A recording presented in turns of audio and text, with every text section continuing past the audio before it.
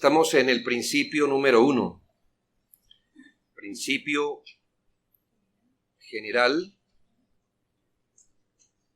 Principio 1 derivado de 1 Corintios capítulo 7. ¿Cuál es este principio? Que el matrimonio debe ser considerado una unión indisoluble y debe mantenerse así en lo posible. Y allí vimos, bajo dijimos que íbamos a ver tanto el principio general como el principio particular. El principio general, es decir, lo que el Señor dice a todos los matrimonios, donde no hay ningún tipo de distinción, sino que las amonestaciones están dadas a los que están unidos en matrimonio, independientemente. Ahora, bajo este mismo principio número 1, acerca de la indisolubilidad del matrimonio, ¿qué pasa con los matrimonios desiguales? Con los matrimonios mixtos entre un creyente y un incrédulo. Entonces, este mismo principio, que el matrimonio debe ser considerado una unión indisoluble y mantenerse así en lo posible, va a ser aplicado a los casos de matrimonios desiguales. Y aquí entonces empezamos con nuestra numeración. Primero, miremos el principio en sí. ¿Cuál es el principio que rige a los matrimonios desiguales? Versículos 12 y 13. Y a los demás digo yo, no el Señor, si algún hermano tiene mujer que no sea creyente y ella consiente en vivir con él, no la abandone. Si una mujer tiene marido que no sea creyente y él consiente en vivir con ella, no la abandone. Este es el principio que vamos a aplicar a los casos de matrimonios desiguales. Vuelvo y explico la frase, yo digo, no el Señor. No debe entenderse como que el apóstol está dando su parecer fuera de la inspiración y que su consejo puede ser o no observado. Lo que significa es que el Señor en los días de su ministerio afirmó tanto la perpetuidad del matrimonio como la causal del adulterio para el divorcio. Pero no habló nada específicamente acerca de cómo manejar la situación de las parejas en yugo desigual, ni mucho menos cuando el cónyuge abandona al otro. El Señor no habló de esto. Recordemos que el Evangelio todavía no estaba siendo proclamado en masa, pero llegaría el tiempo donde el mismo Señor dijo, yo he venido a dividir. Es decir, en una casa habría uno que creyera, otro que no, el padre creería, el hijo no, el hijo creería, el papá no, y estas cosas iban a pasar. No había llegado ese tiempo, pero llegaría sin duda. El principio dado por el apóstol por inspiración divina es que estos matrimonios desiguales eran tan válidos como los matrimonios de los creyentes, por lo cual también son indisolubles. En otras palabras, el principio general es el mismo principio particular. ¿Cuál es el principio que rige a todo matrimonio? Que es indisoluble y debe mantenerse así en lo posible. Y si hay un matrimonio desigual, le aplica exactamente el mismo principio. ¿Por qué?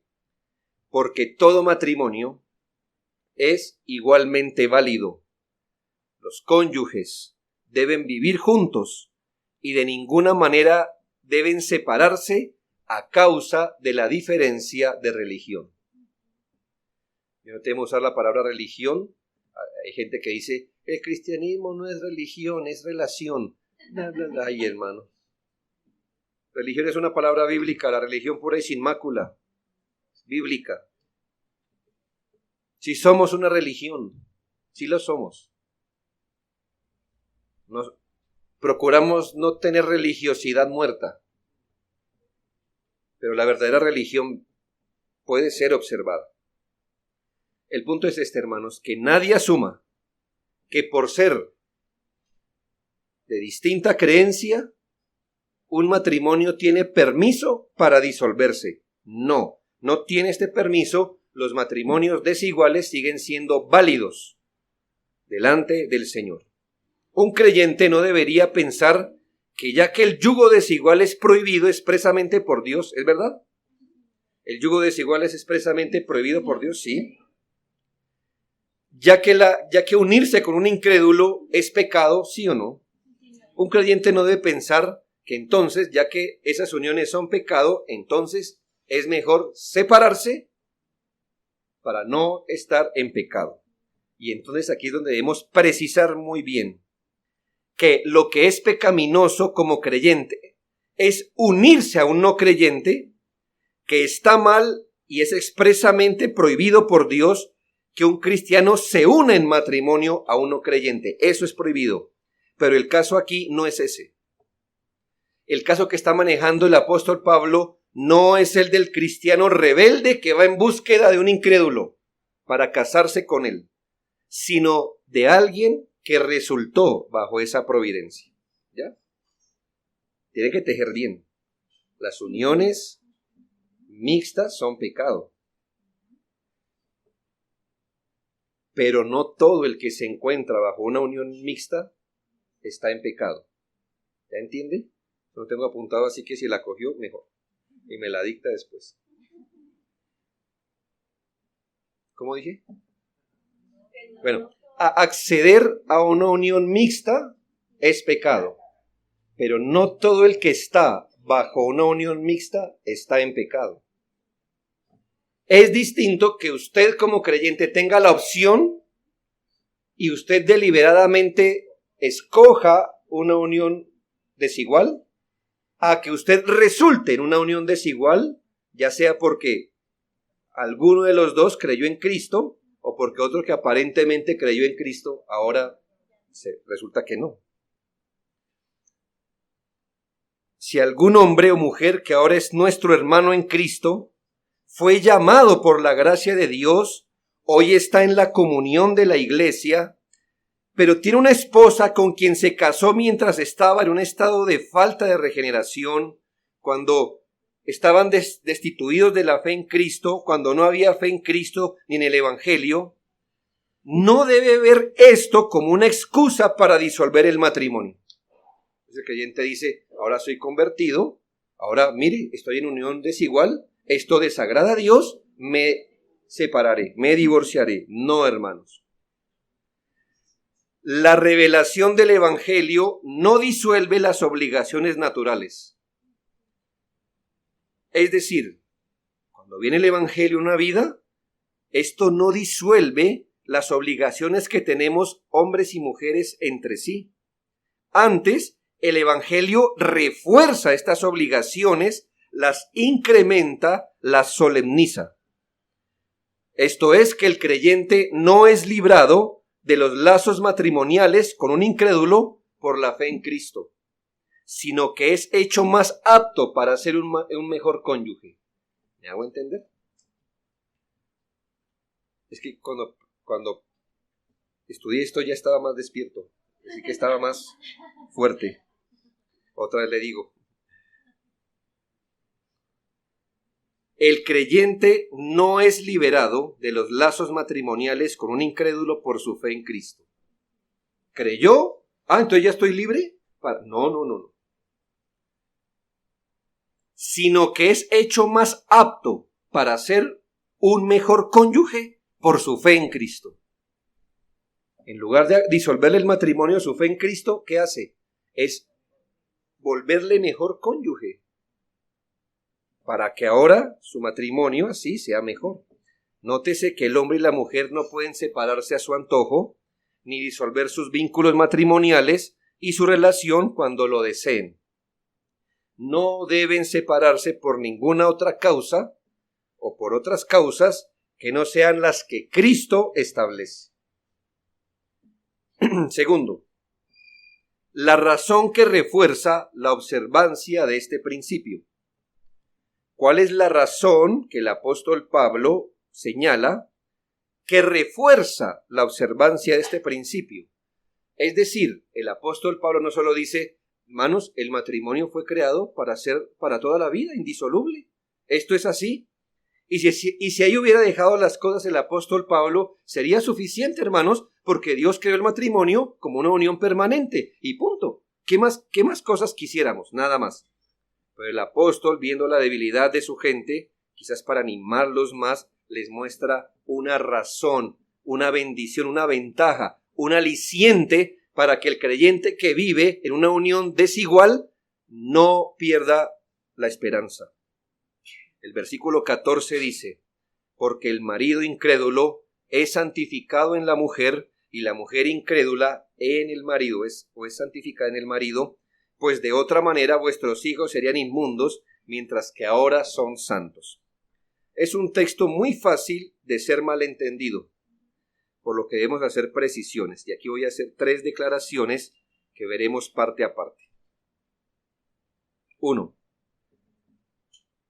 Estoy hablando de la razón que refuerza la observancia de este principio, es decir, que no se separen, así sean de matrimonio desigual. 1. Que el cónyuge incrédulo es santificado en el cónyuge creyente. Que el cónyuge incrédulo es santificado en el cónyuge creyente. Quiero decirle cómo no debe entenderse este texto. Que a causa de la fe del cónyuge creyente, el incrédulo es santificado en su espíritu. No. O que por causa del creyente hay una transmisión de santidad a la vida del individuo. No, la santidad no se transmite. Que al estar casado con un creyente, por implicación, hace que esa persona se convierta o sea piadosa para con Dios o para con su prójimo. No concluya eso. Es decir, si a usted le sacan este texto diciendo, mire que aquí es santificado el marido, siga orando que mañana se convierte, o mire que él va a ser una mejor persona, o que por su vida en santidad como que usted le influye, nada de eso, hermano. Es verdad. La única manera de que un individuo es santificado es primero si es regenerado y si el Espíritu Santo habita en él y lo lleva a la santificación. O sea, el Espíritu Santo no tiene rival en esto. No santifica el Espíritu y un cónyuge creyente. No, es él el que santifica. Y santifica solo a los que son convertidos. Pero estamos hablando de un cónyuge que no es creyente. De hecho, hermanos, la realidad es que muchos de las personas de las que hablaba el apóstol Pablo estaban dadas a la idolatría, al paganismo, a la incredulidad, a la inmoralidad de la peor categoría. Y estaban casados con cónyuges creyentes y piadosos. Entonces, ni la Escritura nos deja pensar esto, ni la realidad. Puede ser que una persona esté casada con un cónyuge creyente, el mejor que haya, y esta persona ser el peor incrédulo. Y uno dice, ¿y esto es la santificación cuándo es que me va a venir? Porque este sigue igual de idólatra, pagano, grosero, inmoral. Tenemos que entender qué significa. ¿Qué significa santificar? ¿Qué significa santificar? Muy bien, la palabra santificar básicamente dice apartar, sacar a un lado. Se apartaban las cosas, se sacaban aparte las cosas para un uso especial que Dios quería. En este caso, lo que se está considerando es que el mismo hecho de estar casados, el mismo hecho de que una pareja obedezca la unión matrimonial, le es una bendición al individuo. No hay que meterle más misterio. ¿De qué manera es santificado esta persona? Que pudiendo en su carne vivir en una unión que Dios no bendice, está casado, que es la unión que Dios bendice. ¿No es esto una bendición, hermanos? Es a causa de haberse casado, está siendo sacado, al menos, hermanos, del pecado sexual. Y en estos, hermanos, el creyente es santificado o apartado en el cónyuge creyente. ¿Me hago entender? ¿Cómo entendemos este pasaje? ¿De qué forma el no creyente es santificado? Al haberse casado, la unión matrimonial le supone la bendición a esa persona. Piense lo opuesto. Si este hombre no estuviera casado con el no creyente, ¿qué tipo de relación tendría? Una relación de fornicación, hermanos. Escuche esto, para su bien, aunque hoy digan otras cosas. La fornicación perpetuada por años no la convierte en matrimonio. Es la fornicación perpetuada por años. Que aquí Dios tiene misericordia de ¿qué? Que cuando no es determinación del creyente, si no está en su mano casarse o no, el Señor no es tan severo. Pero que estamos hablando de que la práctica de la fornicación no constituye un matrimonio. ¿Ya? Entonces ese individuo que pudo haber vivido su vida de pareja en fornicación, está casado. Eso ya es la bendición que él tiene. La manera que este individuo es santificado es al haber accedido al matrimonio. Y al haber accedido al matrimonio, accede a todos los beneficios que el matrimonio está supuesto a dar, como la ayuda mutua, la compañía y etc. Esa santificación o apartamiento bendice al cónyuge no creyente, que de no ser así, estaría viviendo en pecado o viviendo un matrimonio amargo. Ahora, yo entiendo ese texto así, no hay que meterle misterio, ni que se le influye, ni que nada de estas cosas, simplemente está casado y esa es la manera en que el cónyuge no creyente es bendecido al estar casado. Pero con más cuidado podemos implicar otras cositas más, como que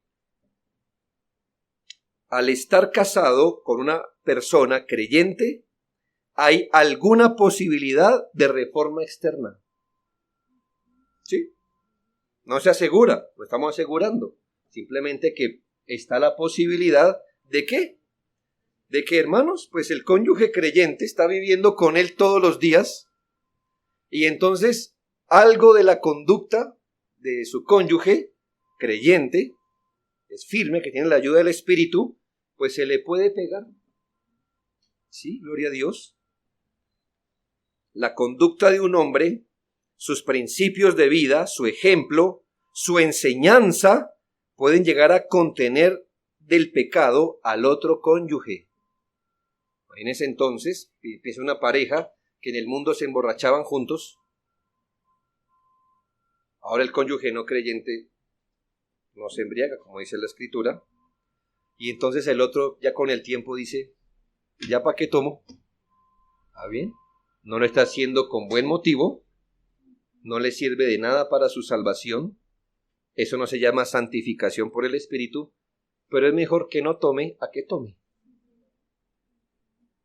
Y en ese caso, ¿por mano de quién vino esa reforma externa? El cónyuge. Digo la posibilidad, no se haga imágenes allá, porque hay veces que no pasa eso.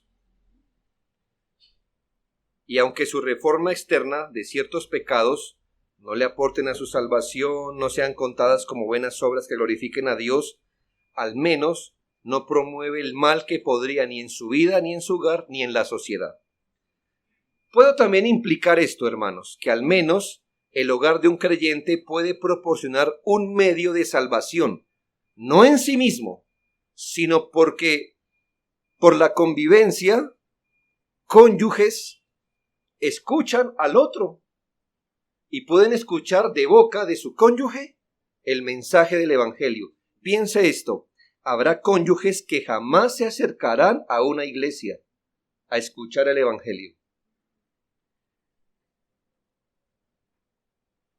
A veces cónyuges jamás pisarán la iglesia, pero escucharán las oraciones, conversaciones, se les podrá hablar del Evangelio, y entonces es una manera en que se ha apartado a este individuo para un trato especial, que de estar en otra familia quizás no tendría a la mano estas bendiciones. No sabemos cuántas misericordias más viven familias cuando hay un cónyuge creyente, como por ejemplo la obra que hizo Abigail con su esposo Nabal. Esta mujer era creyente y fue sabia y le salvó la vida. O la sabiduría o la bendición de tener a Lot como el hombre creyente, aunque su esposa y sus hijas no lo eran. ¿Por qué? Porque por seguir a su marido, al menos mientras lo siguió, la mujer libró su vida. Cuando no obedeció, murió. Pero mientras lo siguió, salvó su vida. Mire, este tipo de cosas que pueden venir, no sabemos. Por causa de los creyentes, muchos hijos viven todavía, ¿sí? Porque me imagino que el cónyuge no creyente, déjelo tener novia, déjelo que usted también fumó, déjelo que... Y el otro, no, momento, no, pero no es así. La palabra de Dios dice, y muchos hijos se detienen, ¿sí ve? Al menos se les dificulta el pecado. ¿No es eso librar su vida de una muerte temprana, por ejemplo? ¿De una enfermedad, de una imprudencia?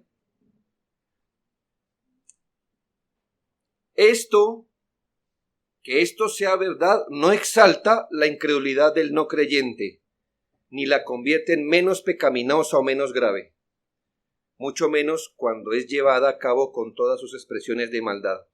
Lo único que exalta esto es la gracia y misericordia de Dios para con sus hijos en esa condición al endulzar un poco su cruz. ¿Me hago entender? Uno creyente no puede razonar, me conviene estar casado con esta creyente o con este creyente porque mire esas bendiciones, como si el Señor estuviera exaltando la incredulidad. Lo que el Señor está mostrando es misericordia y amor para con su Hijo, que está en esa unión, que derrama su alma delante de Dios. Dios está endulzando un poco la cruz que está llevando. Dije que iba a decir 3 cosas de esta frase. La segunda, la primera queda, que los cónyuges son santificados en el cónyuge creyente. Segundo, que los hijos son santificados por el cónyuge creyente. Dice el apóstol, pues de otra manera vuestros hijos serían inmundos, mientras que ahora son santos. Y vemos lo mismo con la palabra santos, santos. No debe significar que los hijos, por causa, escuche, no significa que los hijos, por causa de su padre creyente, son hijos del pacto, o que son de la iglesia visible, o que son menos pecadores que los demás, o que son especiales para Dios, ni cosas por el estilo. ¿Por qué se lo digo? Alguna interpretación bíblica dice que a los hijos de una persona creyente les pasa igual que a los hijos de los israelitas en el antiguo pacto. En el antiguo pacto, usted era israelita y daba a luz un hijo. ¿Qué era el hijo? Israelita. Bueno, entonces es fácil. Y entonces, si 2 creyentes dan a luz un hijo, ¿qué dan? Bueno, ellos no dicen creyente, pero dicen un hijo del pacto. Del pacto. Es decir, hace parte de la iglesia visible. Sí, no es regenerado, pero hace parte de la comunidad de la iglesia.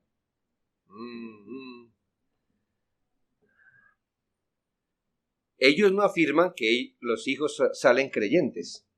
Lo que dice es que externamente les pasa lo mismo que a los israelitas bajo el antiguo pacto. Esto no se puede sostener bíblicamente por varias razones. Vamos a hacer un paralelo. Si la santificación de la que habla aquí de los hijos significa que por venir o por estar relacionado con un creyente hace parte de la iglesia, entonces el marido, por estar en relación con una esposa creyente, también. ¿Sí ve el paralelo? Entiéndame a los que les gusta entrar en los artículos intermedios. Muy bien. O sea que este hijo es hijo del pacto porque viene por la relación de un creyente hacia el otro no lo sea. ¿Vale? Entonces vamos a aplicar por el paralelo lo mismo al cónyuge.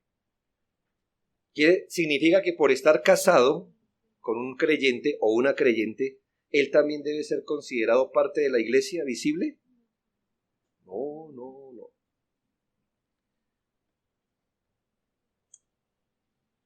Estas conclusiones se dan por no diferenciar que el antiguo pacto fue hecho al Israel según la carne y que este pueblo tipificaba la iglesia, no era la iglesia, la tipificaba. Podemos decir que el pueblo espiritual de Dios estaba dentro de Israel, no era Israel, estaba dentro de Israel y era conformado por los creyentes. Pablo dice que no todo el que es de Israel era israelita. Significa que aunque usted veía a todo un pueblo Israel, el verdadero Israel era compuesto solo de los israelitas que creían en Dios. ¿Ya me hago entender? Por eso cuando se refiere a Israel no diga siempre el pueblo de Dios. En un sentido lo era, en un sentido externo, en un sentido tipológico, pero la verdad, si hablamos de un pueblo espiritual, Israel nunca fue pueblo de Dios. Los creyentes del pueblo de Israel fueron pueblo de Dios. Judas era israelita y fue salvo. ¿Lo dudan, hermanos? Dice la Biblia, hijo de perdición. Judas fue israelita, no se salvó. ¿Por qué se condenó a alguien que era del pueblo de Dios? Porque no era del pueblo de Dios, era del pueblo de Israel, no del verdadero Israel. ¿Ya? No del pueblo de Dios. Coré, Abiram, Natán, si no estoy mal, perecieron por desafiar al Señor. Eran israelitas. ¿Por qué perecieron? ¿Por qué perecieron como inmundos? Si eran del pueblo de Dios. La respuesta es porque eran del pueblo de Israel, mas no del pueblo de Dios. Porque usted para ser salvo necesitaba era nacer, circuncidar el prepucio de su corazón. Entonces el pueblo espiritual de Dios siempre ha sido por la fe. Y no podemos razonar, así como el hijo del israelita era israelita, el hijo del creyente es creyente. No. El pueblo de Dios solo está compuesto por quienes han sido renovados en su espíritu. No por nacer de creyentes, un hijo es como un creyente, ni debe ser considerado como un creyente. Es el hijo de un creyente puesto providencialmente en una condición más favorable. ¿Por qué? Porque al menos no se levantará como un pagano, si su padre creyente cumple su labor. Pero sigamos el principio habiendo explicado esto. Los hijos, o sea, ¿en qué sentido entonces el hijo es santificado en el cónyuge creyente? Hermanos, los hijos concebidos en un matrimonio son legítimos, a diferencia de los que no son concebidos en matrimonio. Entonces, un hijo que es legítimo disfruta de todos los beneficios que los hijos legítimos pueden tener, a diferencia de los hijos ilegítimos o los que son concebidos fuera de un pacto matrimonial. En ese sentido, son beneficiados, son santificados. Piense, hijos se benefician civilmente, socialmente, religiosamente, de tener un padre creyente, aun cuando uno de ellos no lo sea. ¿Por qué? porque al menos sus padres están casados. Ese hijo se beneficia civilmente de esto, socialmente de esto. Este hijo puede decir, este es mi papá, este es mi mamá, están unidos en matrimonio. Ese es su beneficio. Claro, hay influencia, hay beneficios que no tendrán de tener ambos padres incrédulos y enemistados con Dios. Además, por tener un padre creyente, el Señor va a beneficiar a ese hijo por la influencia que el padre pueda tener sobre su hijo. Por eso, muchos hijos de padres creyentes, así sea uno, son librados de muchos males gracias a la instrucción, al cuidado, a la oración de su padre creyente, que si ese muchacho hubiera venido en una familia que no tiene ni un solo creyente, ¿quién estaría rogando a Dios por él? ¿Quién estaría al menos hablándole del evangelio? ¿Quién le estaría diciendo al menos esto es bueno o esto es malo? Nadie. Pero aquí hay un beneficio. Mi ejemplo, las hijas de Lot no eran creyentes. De hecho, no lo eran. Es lo que hicieron después con su padre, luego que salvan la vida. Es perverso. Pero, hermano, al menos por un tiempo, no fueron libradas de la muerte. Eso no significó un bien espiritual, solamente un bien temporal, y tuvo su limitante. Pero, hermanos, miren la influencia de un padre. Al menos.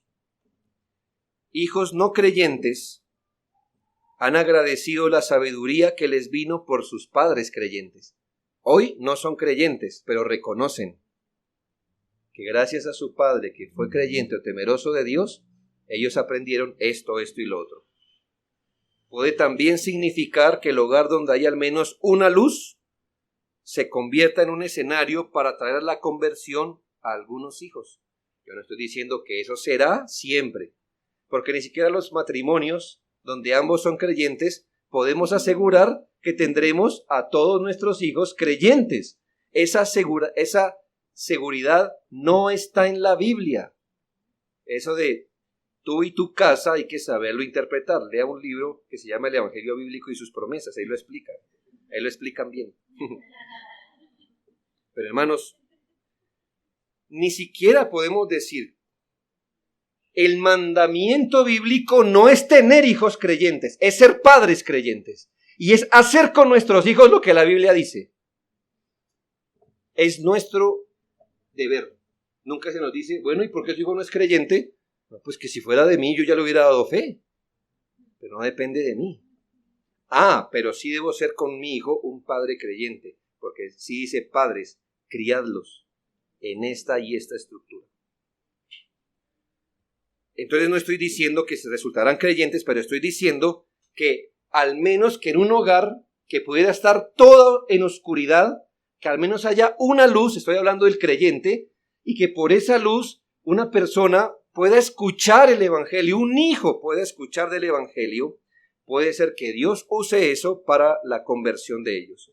Tengo el ejemplo de Hechos 16:1, donde dice, después llegó a Derbe, Pablo, y a Listra, y aquí había allí cierto discípulo llamado Timoteo, hijo de una mujer judía creyente, pero de padre griego. Es muy obvio. ¿Cómo fue criado Timoteo? Su madre era judía creyente en Jesucristo, pero su padre griego, es una forma de decir gentil, es decir, nada, ni siquiera prosélito, no, nada. Aquí había yugo desigual. No fue obligatorio, pero en este caso Dios tuvo misericordia. No siempre es así, porque Él tiene misericordia del que quiere. Pero luego en palabras de Pablo, note lo que el Señor quiso hacer en este caso. Dice él a Timoteo, trayendo a la memoria la fe no fingida que hay en ti, la cual habitó primero en tu abuela Loida y en tu madre Eunice, y estoy seguro que en ti también. 2 Timoteo 1:5. Imagínese Timoteo criado por dos padres griegos, o por un judío incrédulo y un griego. Hermanos, ¿quién le habla de Jesucristo? Nadie. Al menos en un tiempo. Que no hubiera dicho, mira, nadie.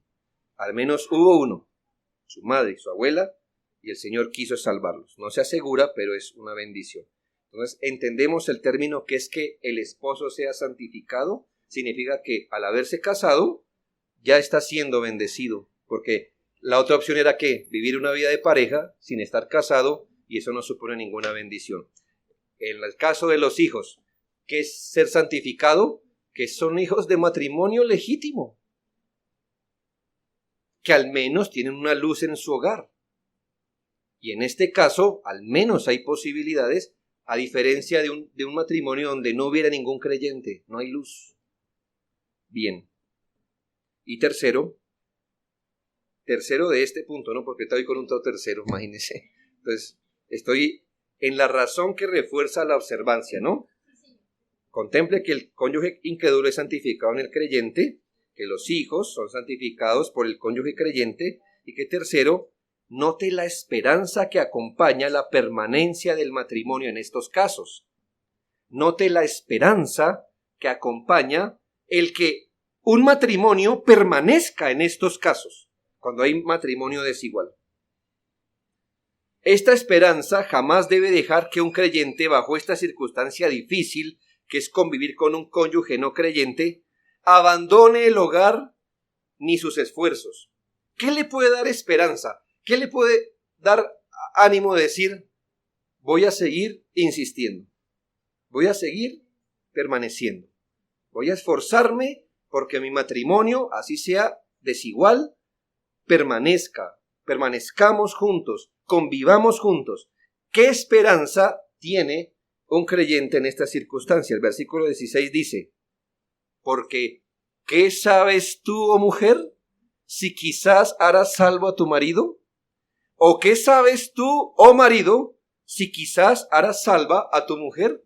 ¿Qué usted sabe? Es posible que el cónyuge creyente sea un instrumento de la salvación de otro. Digo es posible, no digo es seguro, ni qué va a pasar. Pero estoy diciendo que es posible que Dios use al cónyuge creyente para la salvación del otro. Y esto nos muestra cuál debe ser la procura permanente de un cónyuge creyente bajo un matrimonio así. ¿Cuál debe ser? Muy bien, que su cónyuge crea. Note esto. El cónyuge creyente está en la posición más favorable para poderle hablar del evangelio a otro o al otro. ¿Ya? Vamos a suponer que aquí está la mujer no creyente. Vamos a colocar a todas las personas que ella conoce cerca o lejos de su corazón. ¿Está bien? El vecino. ¿Dónde está el vecino? Allá, ¿cierto? El hijo. Está más cerquita. La abuelita. Es para ver si están despiertos. El cónyuge. Mire, está en la posición más favorable. Hay amor, hay confianza, hay intimidad. Y hermanos, y está tan cerca de su corazón para poderle hablar del evangelio, más que cercano que un padre, más que un amigo, más que un pastor. Más que un pastor. Mire, hermano, y eso lo digo con mucho respeto. Cónyuges no creyentes me escuchan desde el púlpito.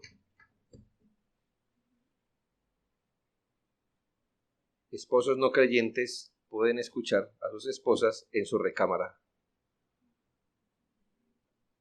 Aproveche.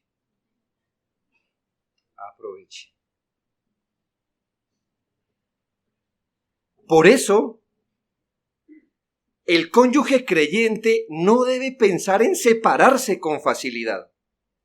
Si un cristiano abandona a su pareja, quizás no se le presente otra oportunidad tan favorable para dar la prueba más gloriosa de su amor con el prójimo, como llevar a Cristo a su prójimo. Quédese en tanto le sea posible, le animo. Los momentos más duros que un matrimonio desigual trae terminarán con la muerte. No espere que su hogar sea el cielo. El cielo es nuestra esperanza futura, no nuestra esperanza presente. Quizás valga la pena tragarse muchas cosas con tal de no cerrar la puerta para ver al cónyuge creyente. Quizá valga la pena permanecer en un matrimonio desigual tanto como sea posible para salvar un alma. Para Dios, nada es imposible.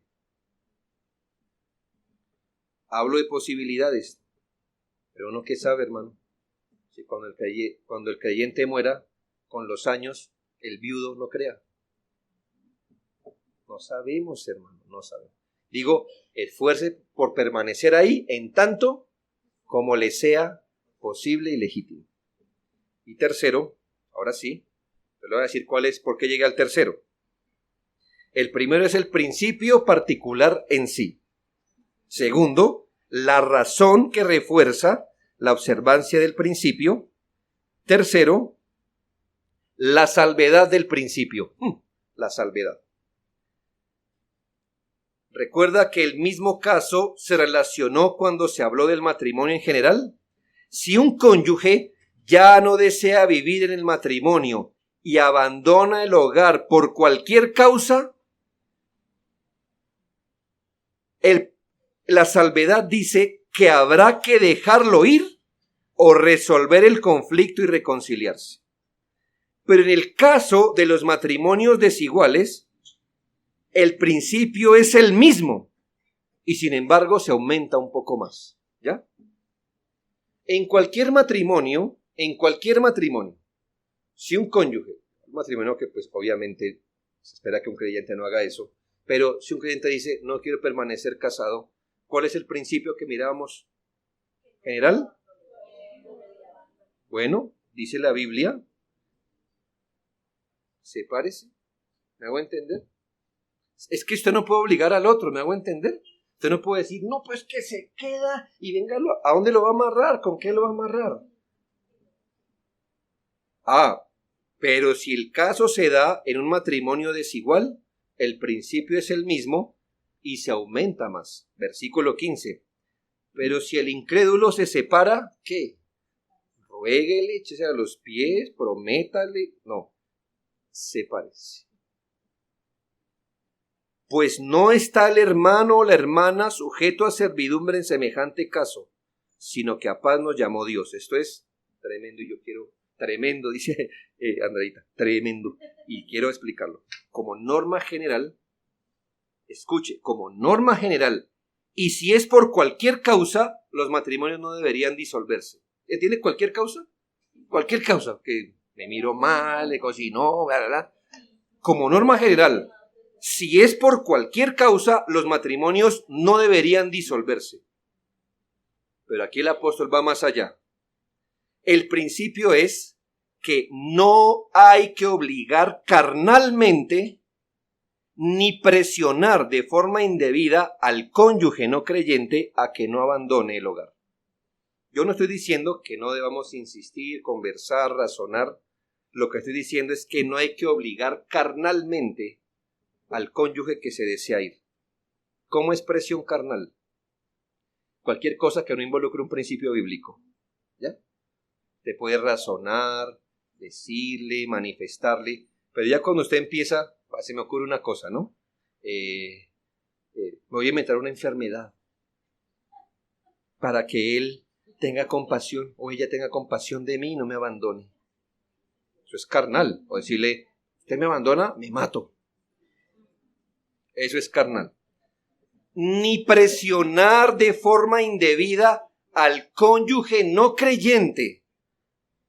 De forma indebida, hermanos, me estoy imaginando todos los cuadros, desde pegarle, pelearle, tirarse al piso y besarle los pies, como han hecho muchas personas. No me abandone, yo sin usted no soy nada, que yo me hago lo que usted diga, pero no abandone el hogar. No, hermanos, el mandato, escuche, no es una opción. El mandato dice, si él se quiere ir, que se vaya. Y el creyente no debe hacer cosas en la carne para retener a un individuo. ¿Por qué? Porque Dios le hizo libre y su libertad es más valiosa que lo que está pasando allí. ¿Quién dijo que el evangelio humilla en la carne a la persona? Nos humilla como pecadores, pero no como personas. Esos consejos, vaya, ruéguele al marido, vaya, haga la comida, bésele los pies si él le dice, prométale otro hijo si quiere. Un momento, hermanos. Esto es el cristianismo. Jesucristo nos hizo libre de esas cosas. Somos de Dios en primera medida. De uno somos de Dios. Si el individuo no creyente, después de usar los medios legítimos, insiste en disolver el matrimonio por cualquier causa, el creyente no debe presionar de forma indebida ni carnalmente a que el otro no abandone el hogar. Si lo disuelve, que lo disuelva. Debería el creyente quedar atado en matrimonio solo porque el no creyente no desea permanecer bajo esta unión. Y aquí es donde entra la segunda causal de un divorcio, causal bíblica. Es decir, si se separan por cualquier cosa, dijo el apóstol, quédese sin casar o reconcíliese. ¿Ya? Bueno. Pero note aquí. Vamos a suponer que el incrédulo se va, no da razón, desde su unilateralmente acabó con el matrimonio.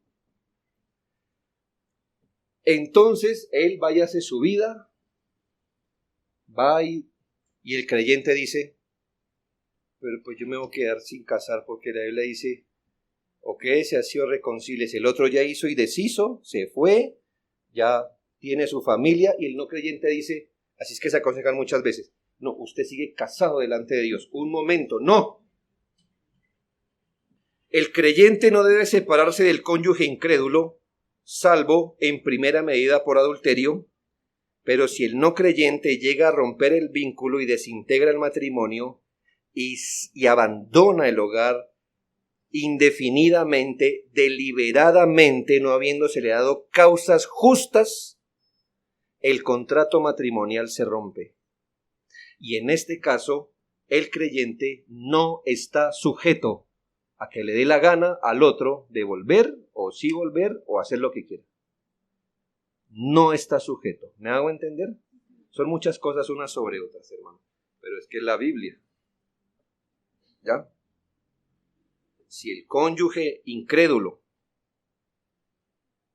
rompe el vínculo de forma unilateral, deliberada, sin causa justa, ¿me hago entender?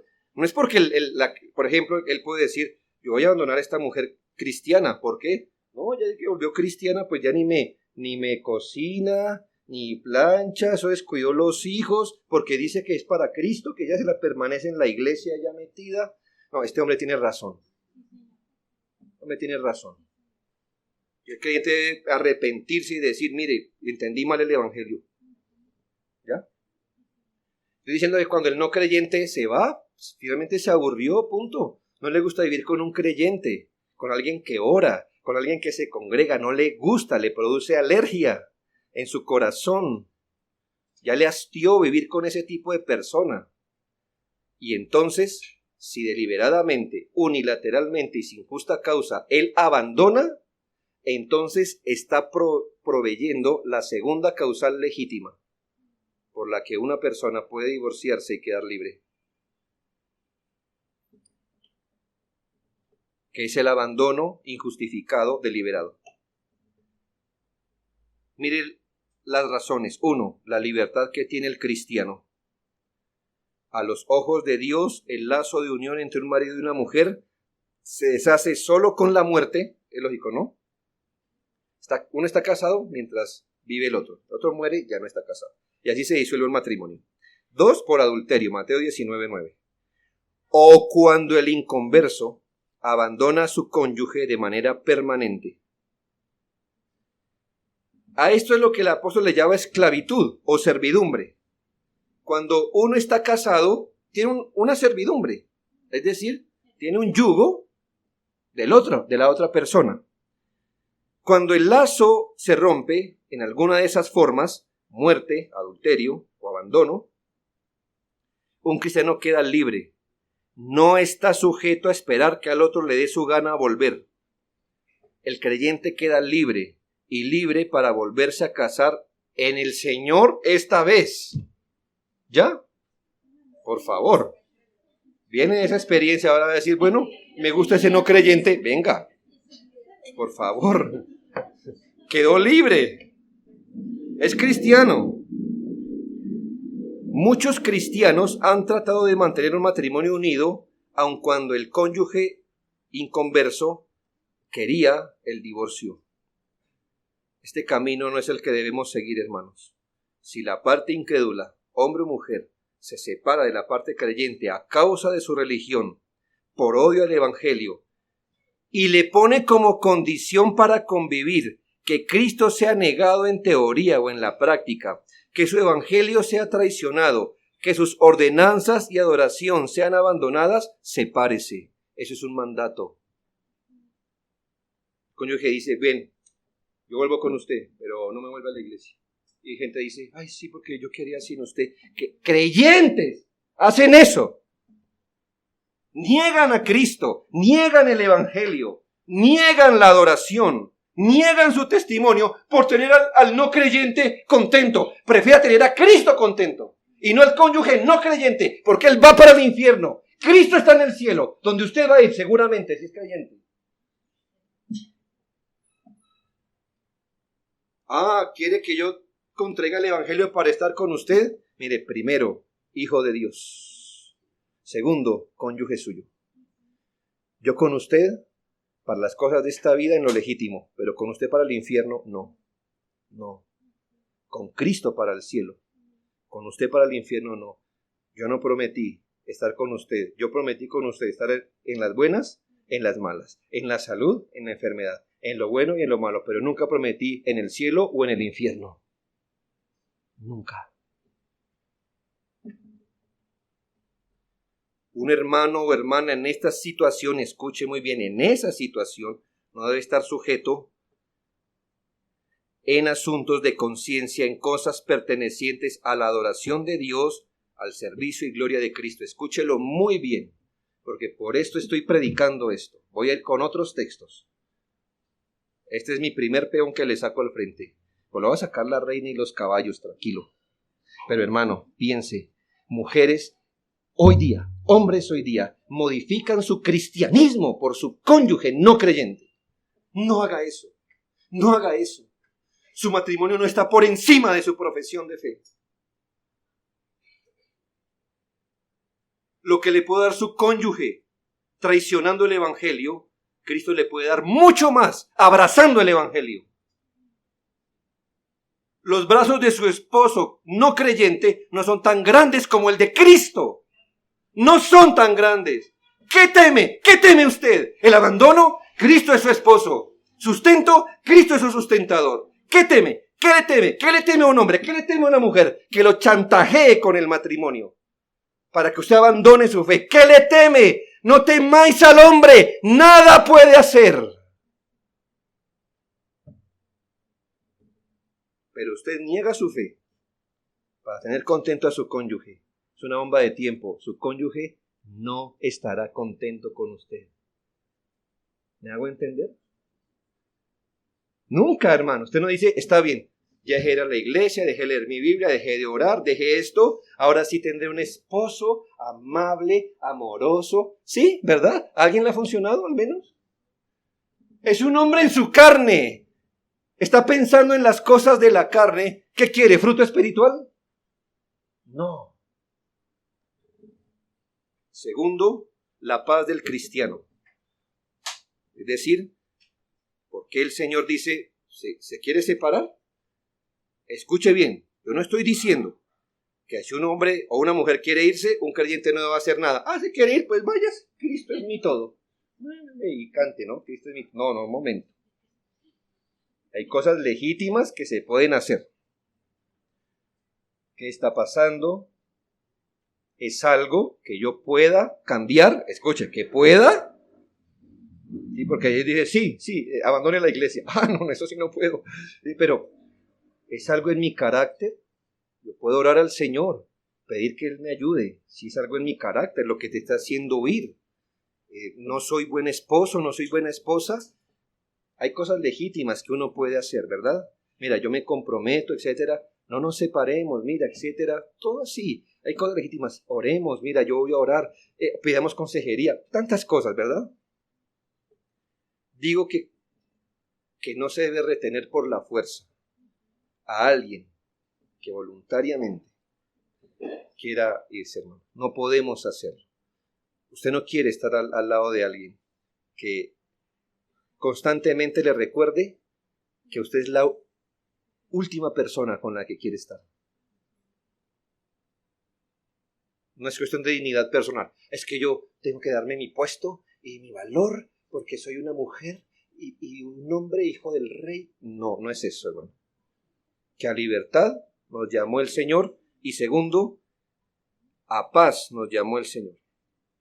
Dios permite el divorcio en casos tales como el abandono porque a paz nos llamó Dios. Si el marido o mujer inconverso no puede tolerar la fe de su cónyuge y desea quedar libre de la unión, es mejor que se disuelva el matrimonio con el fin de preservar la paz del Hijo de Dios. De lo contrario, peleas, conflictos, confusión, críticas, frustración trastornan la armonía, la paz que Dios quiere que tengan sus hijos. Romanos 12:18 dice: en cuanto dependa de vosotros, estad en paz con todos los hombres. Pero cuando un inconverso quiere abandonar el matrimonio, la paz ya no depende del cristiano. Hay que decir con toda claridad que esta paz a la que fuimos llamados no debe ser buscada a toda costa. Creyentes en su debilidad procuran la paz en el hogar pasando por encima de principios bíblicos. Entonces dicen: yo prefiero estar en paz con mi cónyuge que me amenaza con dejarme si no lo acompaño en sus pecados. Entonces prefiero tener el corazón de mi pareja y tener así paz en lugar de obedecer a Jesucristo, así esto me traiga una cruz. Hasta allá no, hermanos. Por eso insistimos que la paz que debe buscarse y mantenerse es en la medida en que pueda ser consistente con la verdad, la gloria de Dios, el honor de Cristo, el interés de la religión verdadera. El divorcio es una concesión, solo se da en casos de dureza. Y cuando una persona ya decidió abandonar el hogar, ¿qué más dureza puede estar exhibiendo una persona así? Déjenme aplicar estas cosas, por favor. Primero, hermanos, les recuerdo que los matrimonios desiguales no deben desintegrarse necesariamente por los asuntos de la fe. No. Y en esto consiste su sabiduría como cónyuge que tiene que vivir con un no creyente. ¿En qué consiste? Hermanos, haga todo lo posible para que su fe no sea un tropiezo. La fe tiene su tropiezo y el no creyente va a tropezar en eso. Punto. Pero que de usted dependa que usted no provea el tropiezo. Que el tropiezo lo provea el evangelio, no usted. ¿Ya? No haga, o sea, no necesariamente la religión desintegra el matrimonio. No. Antes procure como cónyuge creyente ser mejor. Es más, si ya tenía un matrimonio en el mundo y no se habían separado, ahora con uno creyente, procure más que esto sea así. Y ni mucho menos se puede amparar ni separación ni divorcio solo porque yo soy cristiano y el otro no. No. El matrimonio está supuesto a ser permanente en cuanto sea posible y todos, creyentes o no, debemos esforzarnos para preservarlo, cuanto más el caso de los creyentes. Segundo, mire la misericordia que Dios tiene en los matrimonios desiguales por amor al Hijo suyo que está allí. Estos matrimonios desiguales, las familias que se forman de estos matrimonios desiguales, no están desamparadas de Dios. Y esto por causa de la parte creyente. Mire cómo Dios honra la fe que Él mismo dio. Claro, esto no alienta al no creyente a ser negligente con su fe. Pero escuche, no es que usted sea creyente y habite en el hogar. Eso no beneficia al hogar. Es decir, su presencia como creyente no es lo que beneficia al hogar o lo santifica. Es su carácter y su conducta como creyente lo que beneficia a un hogar. ¿Ya? Usted no se crea como el arca del pacto, ¿no? Que donde está, la bendición la trae encima. Entonces usted dice, es mi presencia en casa la que es una bendición. ¿Usted cree que la fe? Entonces hasta ahí, sentado en su sillón, si yo soy creyente, esta familia es bendecida porque aquí estoy sentado en mi sillón. No, hermano, no sea idólatra, usted no es el arca del pacto. Es su carácter y sus obras lo que benefician ese hogar. Ese es el medio por el que Dios bendice el hogar, su carácter y su conducta. Pero también son sus palabras, sus oraciones, es su guía, su paciencia, su sabiduría, lo que beneficia a esposos no creyentes y a los hijos que vienen en esa unión. Tengo un recuerdo, me moriré con él, es mi beneficio. Cuando era pequeño pasaba mucho tiempo con mi abuela materna. Y siempre la vi en la cocina andar musitando. No sé si todavía lo hace. ¿Sí? Pero yo la veía y a cada momento era... Yo no decía... No era pequeño y... Eran ambos creyentes, ¿ve? Esa mujer lo que no oró en las cocinas, no lo oró en la iglesia, hermano. ¿Ve? Y lo hacía siendo creyente con un creyente. ¿Cuánto debería ser la labor de una persona que convive con un no creyente? Deberían escucharlo muchas veces, musitar constantemente. Eso es lo que beneficia. Tercero, la doctrina protestante relativa al divorcio es la siguiente: que sólo la inmoralidad sexual y el abandono voluntario y deliberado son las bases legítimas para el divorcio. Esto da pesar hablar, hermanos. Como le dije, es como hablar de la gangrena o la amputación. La incompatibilidad de caracteres, la crueldad, la enfermedad, el crimen y otras cosas por el estilo, que las leyes humanas a menudo consideran como causas de divorcio, no lo son, no disuelven el pacto matrimonial. Si una persona abandona a su cónyuge por necedad, necesidad, obligación, lo que sea, no cumpliendo las causales legítimas, tiene que permanecer sin casarse o tiene que reconciliarse con su cónyuge. Y lo entendemos, hermano, lo entendemos. Imagínense que un cónyuge se ponga agresivo y golpee y a punto de matar. Una persona así diría, es mejor separarme. Bueno, sepárese, pero esa no es una causal de divorcio. Sepárese porque se queda ahí, la mata. ¿Pero es causal de divorcio? No. No. ¿Por qué? No sé, hermanos. Dios dijo que solo dos cosas podían terminar en divorcio. Hay casos que justifican que un cónyuge abandone a su cónyuge. Sí, hay casos, pero no justifican el divorcio. Finalmente, hago un llamado a los solteros. Note lo que hemos hablado hoy, las regulaciones complejas que se dan en casos de familia desigual. Son providencias difíciles, complicadas. Si bien Dios da su ayuda, aplicar estos principios en la vida real es muy complejo. Por eso, solteros, cásense en el Señor. ¿Qué más les puedo decir? Pregúntenle a un hermano si al menos algo bueno, sí, hay 99 cosas malas, pero si hay algo bueno, uno, que justifique unirse a un no creyente. Cásese en el Señor. Se mete en otra cosa. Dios lo perdona, seguramente.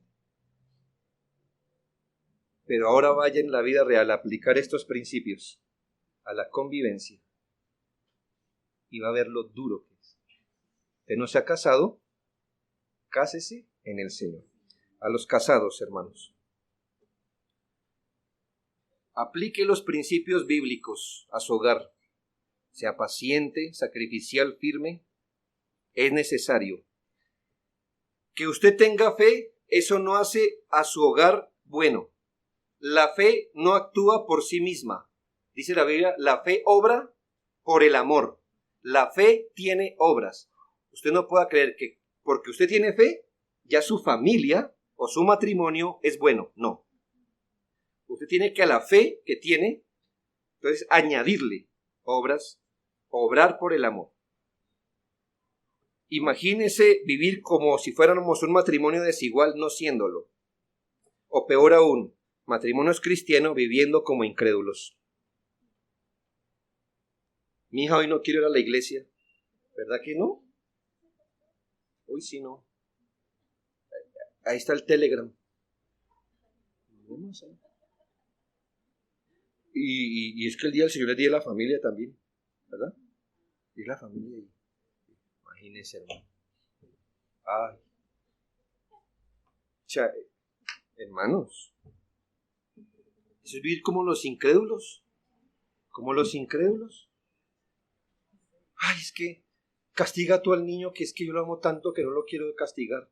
Ay, no, castígalo tú, que yo lo amo más que tú. Y el niño se queda sin castigo, rebelde, vive como le da la gana en su propia casa. Los papás pasivos. Es vivir como los incrédulos. Como el incrédulo. Eso pasa en las familias desiguales. Pero no está supuesto a presentarse en las familias creyentes. Esto es necio, descuidado, negligente. ¿Tiene fe? Pues muestre sus obras que certifiquen su fe. ¿Tiene familia? ¿No debemos ser primeros piadosos con la familia? Le animo entonces a aprovechar la inmensa bendición de tener un matrimonio en el Señor. Oremos.